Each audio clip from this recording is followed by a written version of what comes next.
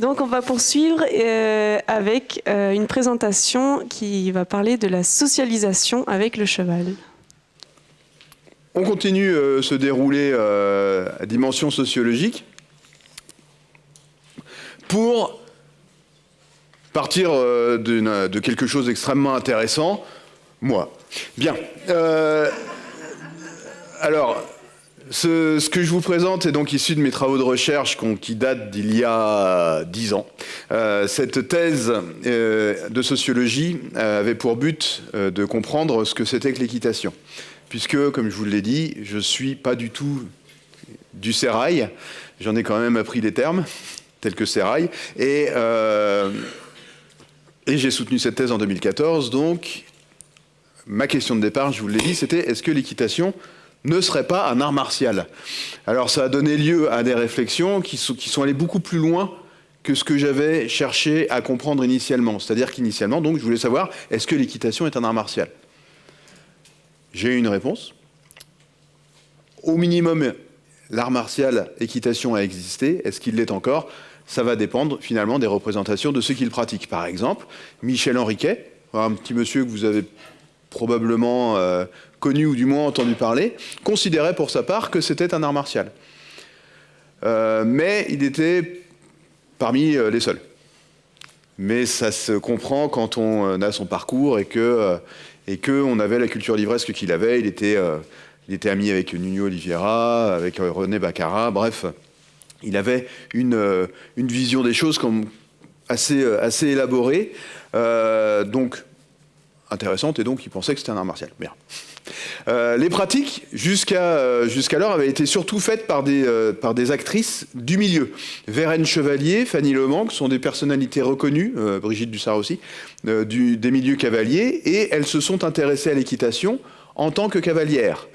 De même, Catherine Tourmalène a fait un livre qui s'appelle « Femme à cheval », a fait beaucoup d'articles, dont je vous ai parlé tout à l'heure, qui s'appelait « Les techniques paradoxales », où elle comparait la monte Amazone avec les talons et les pieds bandés en Chine, pour expliquer ce que c'est qu'une technique paradoxale.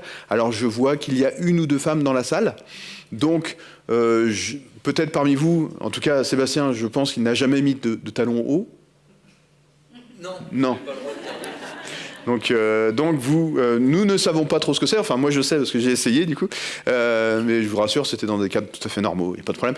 Et vous savez que la marche à haut talon est quand même une technique très compliquée et qu'en cas de problème, de besoin de fuite en l'occurrence, ça devient problématique d'avoir des talons. Donc c'est une technique paradoxale. Si jamais vous êtes agressé avec des talons, vous êtes dans le caca, tout simplement.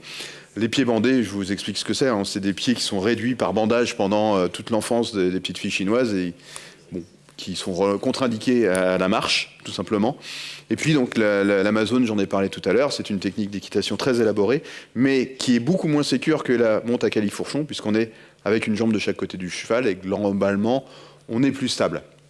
Chevalier et Lemanque ont travaillé beaucoup sur l'équitation de compétition. Elles ont montré des choses très intéressantes, notamment que le rapport au cheval évolue quand on monte en grade d'un point de vue compétitif. Plus on va vers la compétition, plus le rapport au cheval se fait moins, j'ai pas envie de dire amical parce que c'est pas le terme, mais moins individuel. Plus on vient vers de la machine, à tel point qu'à telle enseigne qu'à haut niveau, les cavaliers du coup de haut niveau montent les chevaux pendant les compétitions et le reste du temps, c'est le groom qui s'en occupe. On en reparlera largement tout à l'heure. Vanina Deneux, elle, s'intéresse au cheval de travail et comment le cheval participe du travail auquel il est soumis, ou du moins où il est invité à participer. Et puis, mine de rien, les pratiques et les enquêtes menées par des personnes qui font de l'équitation tentent à reproduire des pensées, des représentations sociales liées à l'équitation, notamment parler d'invisibilisation des corps cavaliers. En effet, à haut niveau, et notamment en dressage, un cheval qui performe, c'est un cheval pour lequel le cavalier n'a l'air de faire aucun effort. D'accord ? Il est stable, il est dans sa position, on a l'impression qu'il ne fait rien, alors qu'il est extrêmement présent. Ça donne un corps qui disparaît. Pourtant, quand j'enquête, je suis le premier à souffrir énormément. C'est-à-dire que peu d'activité physique vous font marcher comme ça pendant 2 jours après la pratique. Alors évidemment, si j'avais été un cavalier de haut niveau, ça aurait fini par disparaître. Ça aurait fini par ne plus se voir. Parce que ma corporéité, mon engagement corporel aurait été tel que ça passe complètement inaperçu. Typiquement, je peux vous soulever plusieurs kilos de masse comme si de rien n'était. Mais c'est parce que je suis plus habitué. Vous voyez ? Donc, l'incorporation de la technique cavalière est quelque chose qui se fait sur le temps long et qui, plus elle est pratiquée à haut niveau, plus elle va être intégrée et laissera transparaître comme de la facilité. Donc là, je vous l'ai dit tout à l'heure, je suis pratiquant en arts martiaux, à la base. J'ai dit, pour rire, que j'aime taper les gens. C'est pas vrai, bien entendu, j'aime pas ça, j'aime plutôt être gentil. Et du coup, j'aime pas non plus taper les chevaux. Et je me suis retrouvé à construire ma connaissance du milieu en même temps que j'enquêtais dessus. Ce qui différencie ce travail du travail des autres chercheuses, puisqu'elles étaient déjà dans ce milieu-là. Moi, il a fallu que j'apprenne l'ensemble des termes, l'ensemble des techniques, et puis la relation avec les chevaux en même temps que je faisais cette enquête. Alors, aujourd'hui, l'équitation, c'est quoi? C'est, en France en tout cas, une fédération qui regagne des licences, peut-être avec des stratégies éventuellement qu'on pourrait discuter, mais la fédération, du point de vue du pratiquant d'arts martiaux, est exceptionnelle. C'est-à-dire que pour l'équitation, pour la FFE, l'ensemble des pratiques équestres est regroupé dans le même élément qu'est la Fédération française d'équitation. CSO, dressage, CCE, Pony Games, enfin bref, tourisme, équitation éthologique, tout est dans cette fédération. Tout. C'est comme si on faisait une fédération, pour vous faire une comparaison un petit peu bizarre, on mettait tous les arts martiaux dans une même fédération. Le karaté, le judo, le kobudo, le kung-fu, tout ça, dans une même fédé. Sous prétexte que c'est des sports de combat. Alors je vais vous dire un truc, j'ai eu un échange avec les ministères du sport il y a 1 semaine ou 2 sur cette question précise, et on est arrivé à la conclusion qu'il ne fallait pas le faire, du point de vue des arts martiaux. Ça ne marcherait pas.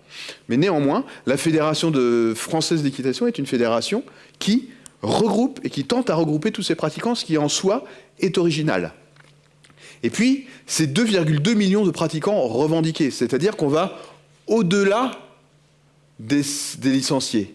D'accord ? On est pratiquement à 3 fois plus de personnes qui se revendiquent cavaliers que de personnes qui ont une licence, ou de chevaux qui ont une licence.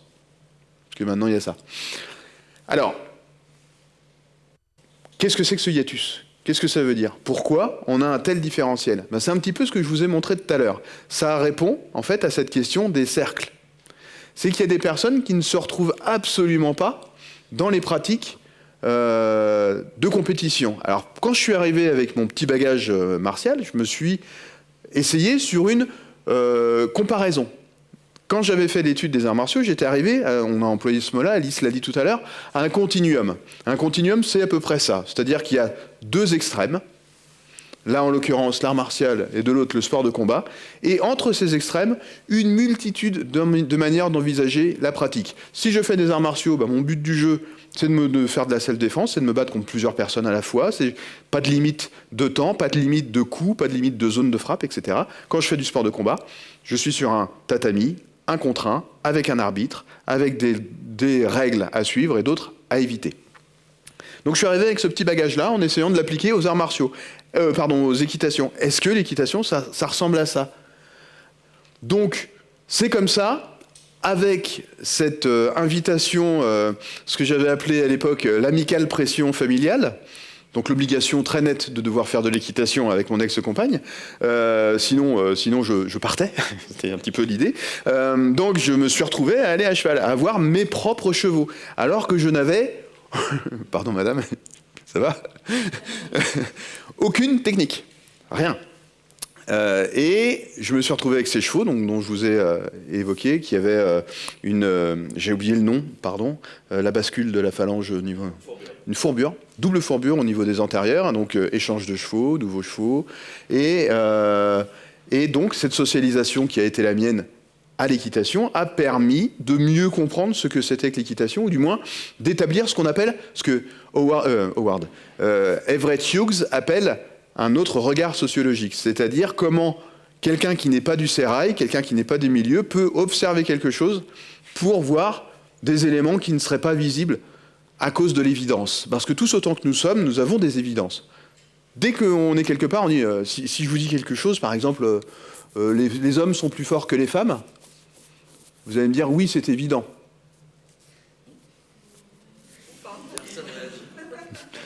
Je prends les rires pour un questionnement. Alors, je vous parlais de force physique. D'accord ? Et ça, c'est une évidence, parce que quand je parle d'évidence, c'est quand ça correspond à votre socialisation, quand vos représentations sociales sont confirmées par ce que je dis. Alors qu'en fait, non. Ça va dépendre. Une petite femme et un petit homme, oui. Un petit homme et une grande femme, c'est la femme la plus forte. Ça va dépendre du contexte. D'accord ? Donc, toute évidence est en fait une représentation sociale qui correspond à une réalité sous-jacente ou quelque chose qui nous ressemble. Donc, en tant que chercheur qui n'était pas du tout cavalier, je n'avais pas d'évidence. Je pouvais trouver ces choses-là absolument pas naturelles, notamment de monter à cheval. Et au fil du temps, les liens corporels que j'ai pu établir, les recherches que j'ai engagées m'ont permis de mieux comprendre ce que c'était que devenir cavalier. Alors, un athlète de très belle facture que vous voyez ici, hein, donc, bon, la position laisse un petit peu à désirer, mise en présence du cheval, c'est-à-dire que tout cavalier vit la même histoire, finalement, la même socialisation. Quand vous arrivez et que vous démarrez votre premier cours d'équitation, la première chose que va vous expliquer votre moniteur, c'est comment on aborde un cheval, comment on brosse un cheval, comment on lui met la selle, comment on sangle et comment on lui met le filet. Et bien, mine de rien, ça, c'est la base, c'est l'introduction de la relation entre l'humain et le cheval. À tel point et à telle enseigne que quand c'est tellement naturel, c'est tellement une évidence, qu'à chaque fois que j'ai pu participer à des jurys de cavaliers soigneurs, je leur demandais à quoi ça sert le pansage. Eh bien, ça sert à brosser le cheval, faire qu'il soit propre, à s'assurer qu'il n'ait pas de blessure, mettre pour que la selle ne lui fasse pas mal, très bien. Et sinon, bah, c'est tout. Ben non, en fait. Parce que à ce moment-là, de cette rencontre individuelle entre un cheval et un humain, il y a prendre un peu, si j'ose dire, pas au sens littéral, mais la température, voir un petit peu quelle est l'humeur du cheval, voir quand vous découvrez un cheval, un petit peu commencer à comprendre qui vous avez en face de vous, parce que les chevaux ont des personnalités. C'était un petit peu la discussion qu'on avait tout à l'heure avec Alice. Et donc, le corps du cheval et le corps de l'humain interviennent précisément à partir du moment où ils sont en relation. Donc j'ai aussi acquis, je vous l'ai dit, des chevaux. Là, vous voyez Quinoa et Domingo, mes anciens chevaux, donc. Et j'ai participé à des formations, à la fois en centre équestre classique, alors soit des centres équestres qui étaient à valeur compétitive, dont l'objectif c'était de rapporter des points, des centres équestres pour qui l'intérêt c'était la relation au cheval, ou juste de maîtriser techniquement quelque chose, et puis un centre d'équitation éthologique. Alors, vous avez vu, j'ai marqué que j'ai acquis le savoir d'équitation éthologique numéro 4, et je marque centre d'équitation dite éthologique. Pourquoi ? Parce que l'éthologie, vous aurez bien compris depuis le début de la journée, c'est une science. Or, l'équitation, Sion, c'est du mouvement, c'est de la pratique. D'accord ? Donc quand on parle d'équitation éthologique, c'est un abus de langage. On devrait, les Américains parlent de natural horsemanship, donc équitation naturelle, ce qui est déjà un énorme problème, mais puisque c'est pas naturel, puisqu'on intervient, il y a de la culture là-dedans. La culture et la nature s'opposent par principe. Et donc on devrait parler d'équitation éventuellement basée sur la nature du cheval, mettons, si on veut. Mais donc on ne peut pas parler d'équitation éthologique. Donc j'emploierais le terme d'équitation dite éthologique. D'accord ? Et ça m'a permis donc de comprendre un petit peu quelles étaient ces relations. Et c'est là que j'ai vu qu'il y avait énormément de manières d'envisager les choses. Alors, ces pratiques que j'ai pu vivre pendant ces 3 années m'ont permis d'atteindre le galop 5, d'avoir les savoirs éthologiques numéro 4.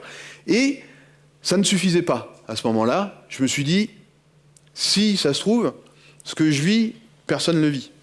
Ce qui est une absurdité complète, hein, d'un point de vue sociologique en réalité, mais par acquis de conscience, j'ai quand même fait l'entretien d'un certain nombre de professionnels, parmi lesquels des moniteurs en centre équestre, des monitrices en centre équestre, des enseignants d'équitation qui venaient à domicile, puisque j'avais des chevaux, des écrivains spécialisés dans le cheval, des personnalités du spectacle équestre qui travaillent dans des cirques, parfois très réputés, des cavaliers au long cours, donc des personnes pour qui la fonction c'est d'aller faire des balades à cheval de longue haleine, aller dans des pays et puis écrire des livres dans la foulée, et puis etc. etc. Bref, j'ai confronté ces connaissances que j'avais acquises à des personnes qui étaient plus capées que moi pour pouvoir confirmer ou éventuellement infirmer les propos que j'étais en train d'émettre. Le but du jeu, c'était de s'assurer que ces savoirs que je vivais étaient des savoirs que tout le monde pouvait vivre. Je vous ai parlé de la technique de Mauss tout à l'heure. Je vous ai dit, c'est un acte traditionnel efficace.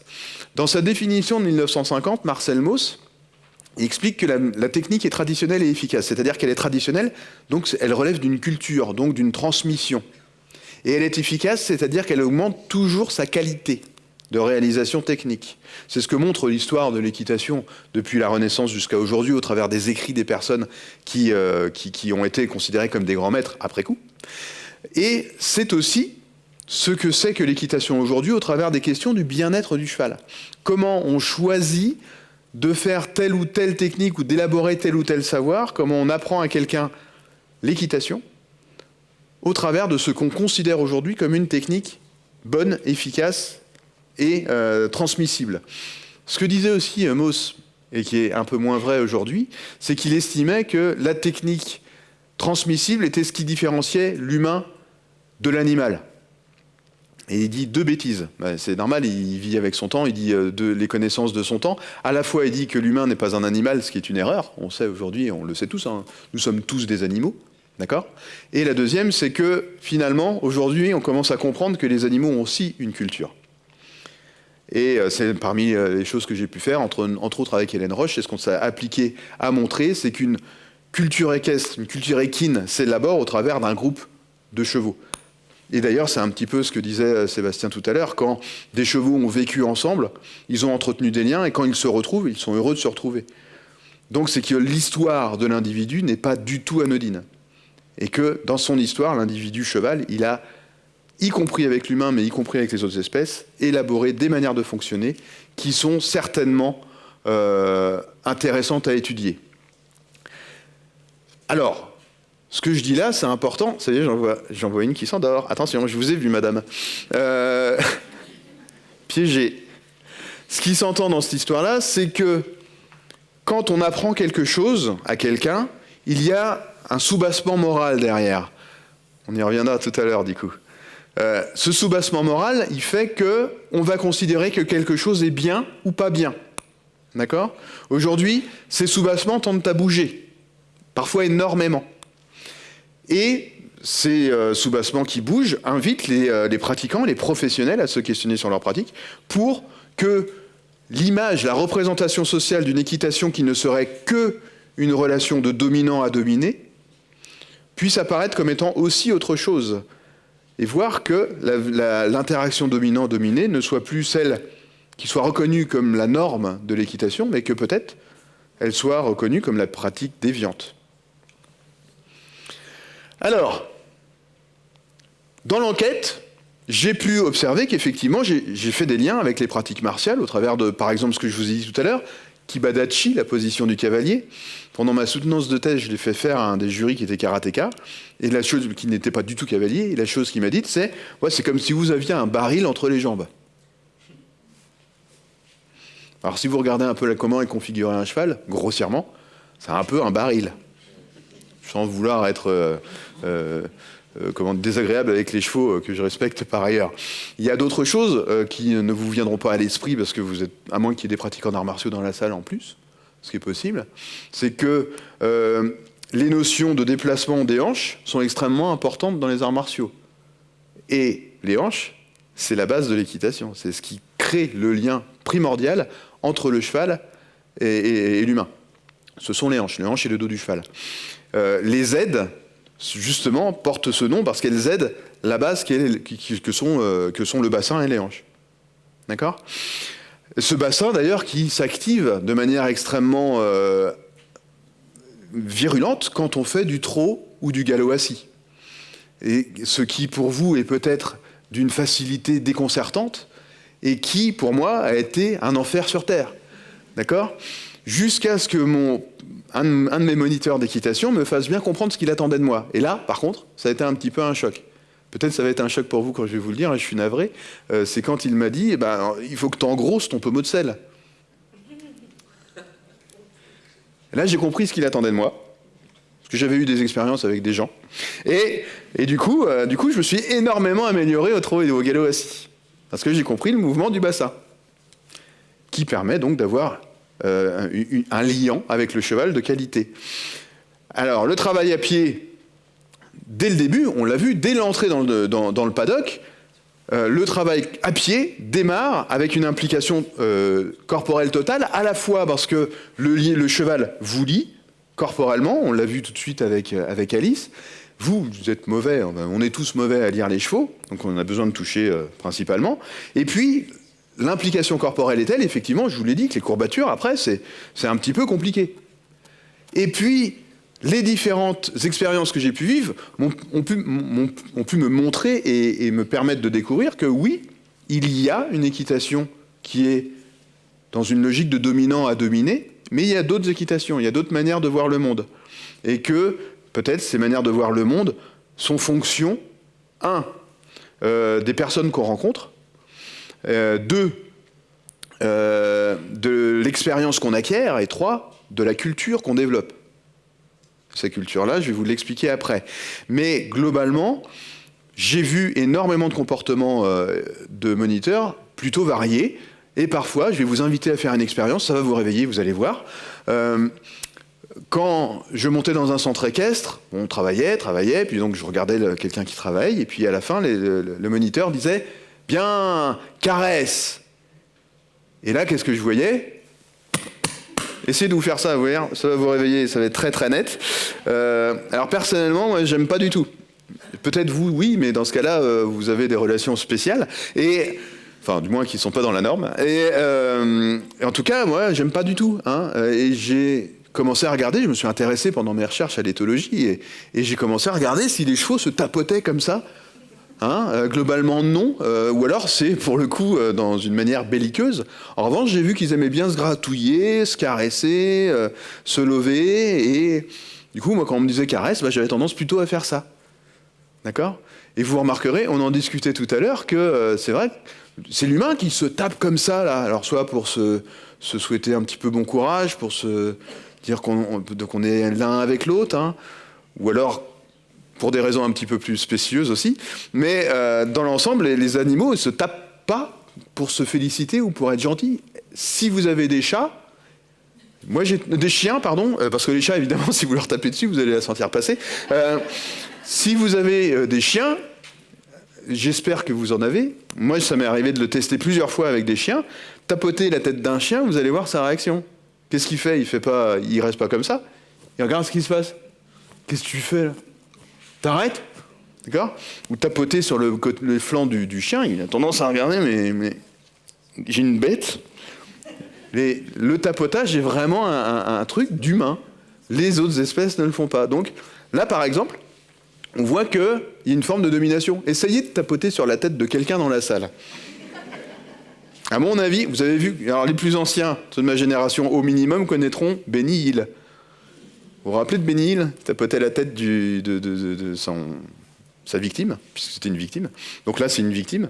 Donc tapotez pas aux chevaux. Il ne faut pas faire ça, ils ne le font pas eux, c'est qu'il y a une raison. Bref, il y a plusieurs manières de pratiquer des relations plutôt tendues et des relations plutôt sur le mode du partenariat.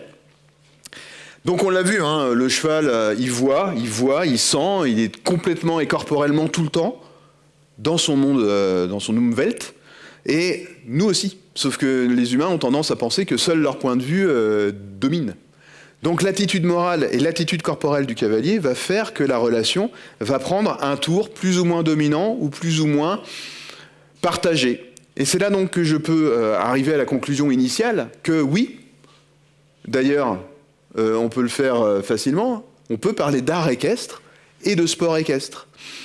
Quand on parle de l'un ou de l'autre, on ne parle pas exactement de la même chose. Il y a ceux pour qui, alors ça c'était la base de ma réflexion, ce qui compte c'est la technique, c'est la qualité de la réalisation. Est-ce que ce que je fais est beau au point de vue de l'art, de l'artisanat, pourrait-on dire. Et puis il y a le côté sportif, est-ce que j'ai gagné, est-ce que c'est moi le meilleur, est-ce que soit le jury sur la base des points et du concours va me permettre de gagner, est-ce que j'ai fait le meilleur parcours, est-ce que je n'ai pas pris cet arbre en plastique qui a fait tomber mon cheval. D'accord ? Alors, autre élément, ça c'est un test que j'ai encore fait cette année avec une étudiante à moi qui est cavalière, c'est que je lui dis, est-ce que tu sais ce qu'est une épaule en dedans ? Alors elle me dit, oui, bien sûr. Je fais très bien. Est-ce que tu sais qui est la guérinière ? Jamais entendu parler. Je fais, qui d'autre dans la salle sait ce qu'est une épaule en dedans ? Personne. Je fais, vous avez la différence entre une culture technique et une culture livresque. Quand vous êtes cavalier, vous avez potentiellement une culture livresque, c'est-à-dire que vous avez lu ou au moins entendu parler, parce qu'il ne faut pas rêver, j'ai pas lu tout le monde non plus, hein, Labroue, Pluvinel, j'en passe, c'est des meilleurs, je ne vais pas tous vous les faire, d'ailleurs parce que je ne m'en rappelle pas, et tout simplement, je ne vais pas vous mentir, mais dans l'ensemble, cette culture livresque-là est surnuméraire par rapport à la culture fédérale. En gros, la culture d'une fédération vous donne les attendus normés. On attend d'un galop 1 qu'il sache faire ça, d'un galop 2 qu'il sache faire ça, d'un galop 3 qu'il sache faire ça, etc., etc., etc. On aura vu que la bascule des galops s'est réduite, des galops 9 à galop 7, et que ça correspond à peu près, classiquement, petit point commun, aux ceintures de judo, qui sont au nombre de blanche, jaune, orange, vert, bleu, marron, avant la noire. Ça fait 7. C'est un hasard, je ne pense pas que ça a été réfléchi, mais c'est rigolo. Et donc cette culture, elle est plus ou moins livresque, elle est plus ou moins sportive, donc elle est plus ou moins accorde avec une culture fédérale. Et puis il y a les références éthologiques. Et là, il y a deux manières d'envisager l'éthologie. Il y a l'éthologie scientifique qu'on a pu voir aujourd'hui, c'est-à-dire avec un protocole, avec une méthodologie, avec un état de l'art, bref, avec tout ce que la science fait que c'est une science. Et puis il y a une éthologie qui est empirique. C'est celle du quotidien, c'est celle que vous mettez en place, vous, en tant que professionnel, en vivant avec des chevaux, c'est celle que j'ai eue avec mes chevaux, moi, c'est-à-dire comment je sais que mes chevaux fonctionnent parce que je connais ces chevaux-là. C'est une éthologie empirique, c'est qu'on sait globalement comment fonctionne un cheval, mais cette éthologie empirique, elle est parfois en confrontation avec l'éthologie scientifique, parce qu'elle est basée sur nos représentations sociales, donc nos évidences. Et malheureusement, ou heureusement, les sciences, la plupart du temps, sont là pour éviter de penser en rond. Donc les éthologues viennent vous expliquer que peut-être vous êtes en tort, mais c'est pas grave, on apprend, on est tous des personnes qui apprenons. Et les sociologues viennent vous expliquer que, attention, vous vivez dans un monde social qui vous correspond et qui vous fait rater des trucs. Alors, on retrouve mes 3 cercles là. Là, vous voyez, c'est la version comprimée, c'est-à-dire que les cercles sont réellement ce qu'ils devraient être. Quand on est compétiteur, on va avoir la vision compétitive. Le technicien veut l'artisanat. Et puis, l'interactionniste, il veut la relation. D'accord ? Et la plupart des gens sont dans 2, voire 3 cercles. C'est-à-dire qu'on est à la fois dans la compétition, parce qu'on est des humains quand même, et que des fois, on aime bien se tirer la bourre pour parler d'un certain discours avec les autres, parce qu'on est des techniciens, on a envie d'être techniquement bon, et puis le compétitif, il valorise la technique, et puis on est dans l'interaction, parce qu'on a des interactions de fait avec un animal, avec d'autres humains, et avec un environnement. Donc la plupart du temps, on est dans 2 ou 3 cercles. On peut très bien se trouver complètement dans 2 cercles, il n'y a pas de souci. D'accord ? Mais il reste que des gens très rares sont là pour, comme je l'ai dit ce matin, boire des coups avec les copains de l'équitation, et que s'ils ratent le cours, eh ben, ils seront quand même là pour boire le coup. D'accord ? Il y a des gens pour qui ça va être la pratique, la technique, mais toi je m'en fous, toi aussi, le cheval, ça peut être n'importe lequel, moi ce qui m'intéresse c'est la technique. Voilà, et les compétiteurs, on l'a dit, hein, il y a des gros nuls qui réussissent. C'est comme ça. J'en arrive à cette conclusion que l'équitation est une langue des signes. C'est la langue que nous les humains nous avons construite pour pouvoir discuter avec les chevaux. Les chevaux, ils ont une corporalité. Les chevaux, dans l'absolu, ils n'ont rien demandé. Ils sont là. Nous, on leur dit, viens, on va sauter des barres. Pour lui, la barre, il s'en fout, quoi. Par contre, peut-être qu'il aime bien sa relation avec l'humain, lui aussi. L'humain, donc, doit faire plus d'efforts pour se faire comprendre du cheval. C'est à nous de nous adapter au cheval, parce que nous sommes, a priori, plus capables que lui de faire cet effort. On sait que le cheval sait nous lire et de loin, donc ça veut dire que, on l'a vu tout à l'heure, quand on va voir un cheval, peut-être que à un moment donné, effectivement, on s'est embrouillé avec son compagnon ou sa compagne, qu'on est énervé, ou alors que, je sais pas moi, on a raté sa blanquette, ça peut arriver, ça m'arrive de temps en temps, et c'est pas au moment où on a raté sa blanquette que allez, je vais monter à cheval. Et là, ça va pas bien se passer, c'est sûr. D'accord ? Donc les meilleures conditions pour réussir une bonne séance, c'est d'y arriver déjà détendu, content, comme tout à l'heure. C'est comme ça, en fait, qu'on participe du bien-être du cheval. Et évidemment, ça me fait penser à un comique qui est de la scène parisienne, qui dit qu'à un moment donné, la vie, c'est neutre. C'est-à-dire qu'il y a des choses bien, il y a des choses pas bien. Eh bien, autant en tant qu'humain, éviter de participer aux choses pas bien que peut vivre le cheval. C'est toujours ça de prix. On a dit qu'il y avait une personnalité du cheval, on n'a pas du tout discuté avec toi, Alice, en amont, mais bon, il se trouve que j'en parle également. Chaque individu est particulier. Chaque individu a son expérience propre. La socialisation par l'expérience, c'est ce qu'on vit tous. La socialisation primaire nous fait avoir un rapport au monde. Les chevaux, c'est pareil. Eux aussi, ils ont un rapport au monde. D'accord ? Et ce rapport à l'animal qu'on construit, il est différent en fonction du fait qu'on est simple cavalier de club ou qu'on a des chevaux à la maison. Quand on a des chevaux à la maison, ça nous oblige à une compréhension beaucoup plus fine du fait cheval. Parce qu'au quotidien, on peut avoir des problèmes, on peut avoir des maladies, on peut avoir des blessures, vous savez, c'est le métier, c'est presque, en fait, avoir des chevaux, c'est être un professionnel beaucoup plus cool. C'est-à-dire qu'on n'a pas trop de chevaux à gérer, normalement. Parfois, on en a trop. Et puis, c'est avoir connaissance de la mort du partenaire. Et ça, c'est pas du tout anodin. J'ai perdu des chevaux, je sais ce que c'est. Et ce vécu-là, cette expérience-là, tout le monde, tous les cavaliers ne l'ont pas. De même que j'ai eu des chevaux gravement blessés. Et puis, j'ai dû leur dire au revoir. J'ai dû m'en séparer. Et c'était pas non plus simple. Donc ces expériences-là, on ne peut les vivre que quand on est propriétaire. Donc les sciences, tout autant qu'elles sont, se questionnent par rapport à la nature. Qu'est-ce que c'est que la nature ? Qu'est-ce que c'est que la culture ? Notre rapport à la nature, il est problématique parce qu'on a l'impression de s'en exclure, à tel point que, pour certains, l'humain est nécessairement mauvais. C'est probablement pas le cas. Le rapport éthique aux usages équestres est discuté.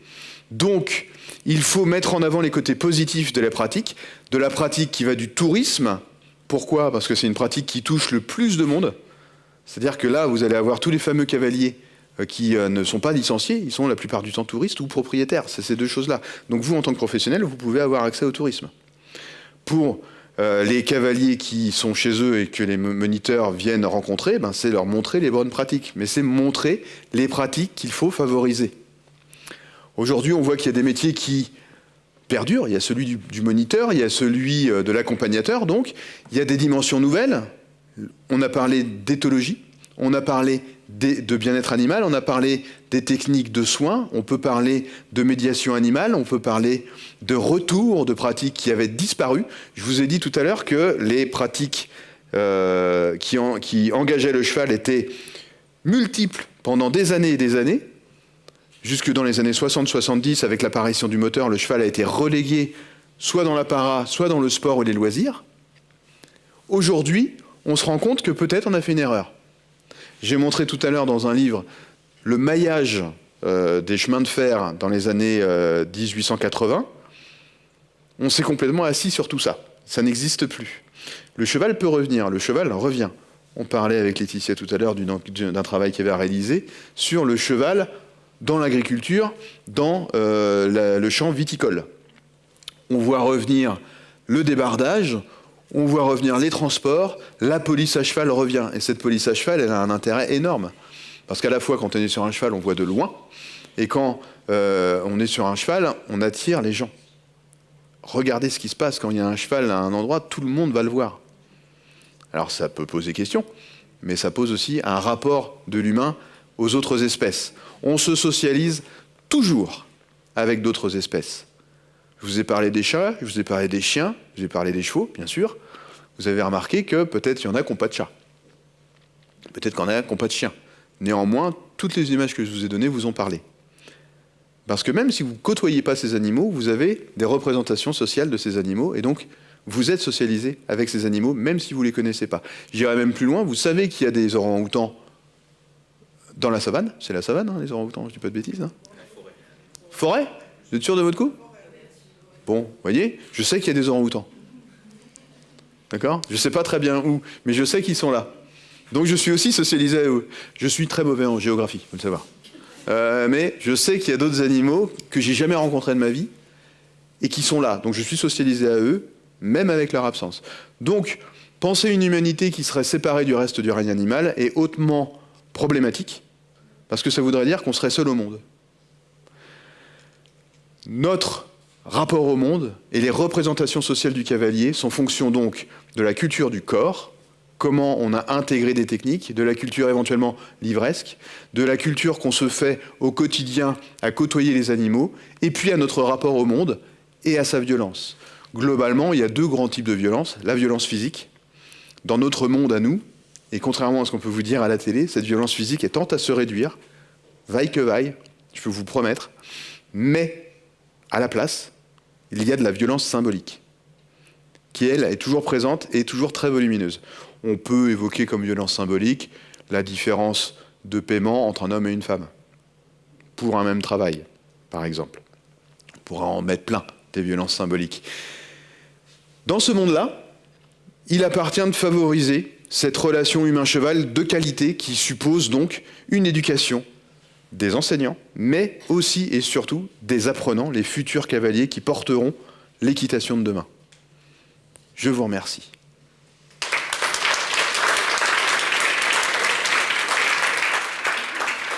J'ai oublié le diapo.